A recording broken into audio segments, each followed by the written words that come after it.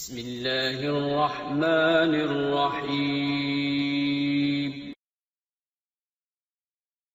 مجھے جب والد صاحب کی طرف سے وراثت ملی نا تو مجھے یہ سب تجربے ہو چکے ہیں، ٹوپیاں شوپیاں کرا کے لوگ الحمدللہ سب پی پا کے لوگوں نے برابر کر دی،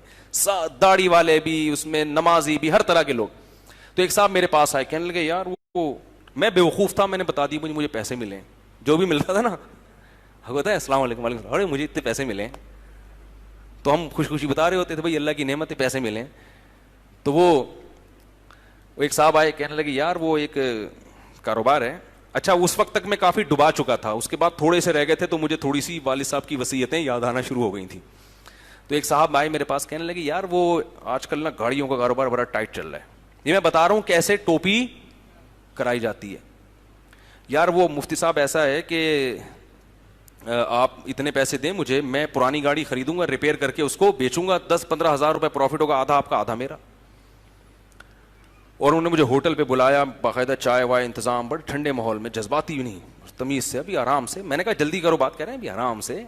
دیکھو کسی کی جیب سے پیسے نکلوانے کے لیے شیطان بولو بھائی کیسی پٹیاں پڑھاتا ہے۔ تو میں نے کہا کہ ابا نے مجھے ایک بات بتائی تھی کہ بیٹا جب بھی کوئی پیسے مانگے نا کہ اس میں اتنا نفع ہے تو اس سے بولو پھر اپنا پیسہ کیوں نہیں لگا رہے اس میں ہیں ٹھیک ہے،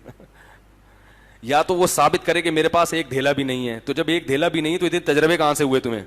کاروبار؟ جب ایک دھیلا ہی نہیں تو تمہیں تجربہ کہاں سے ہو گیا کہ گاڑیوں کے کاروبار کا؟ تو کچھ کراس کویشچن ابا نے سکھائے ہوئے تھے تو وہ اس کام آ گئے، ورنہ وہ بھی بنیان بھی جاتا اپنا ٹھیک ہے نا، بالکل ہی روڈ پہ گھوم رہے ہوتے۔ تو وہ انہوں نے دعوت کی، انہوں نے کہا کہ بھئی وہ ایسے ہے کہ وہ گاڑیاں میں پرانی خریدوں گا اور 1 لاکھ سے شروع کرتے ہیں، 1 لاکھ کی، اس وقت یہ بات ہوگی 2005 یا 6 کی، پرانی گاڑی 1 لاکھ میں شیراڈ میراڈ آ جایا کرتی تھی، 1 یا 1.5 لاکھ۔ انہوں نے کہا اس سے شروع کریں گے، پھر آہستہ آہستہ کاروبار کو کیا کریں گے، بڑھائیں گے۔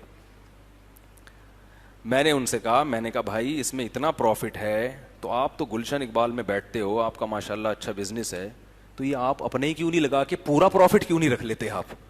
یہ مجھ سے محبت میں آدھا مجھے کیوں دے رہے ہو؟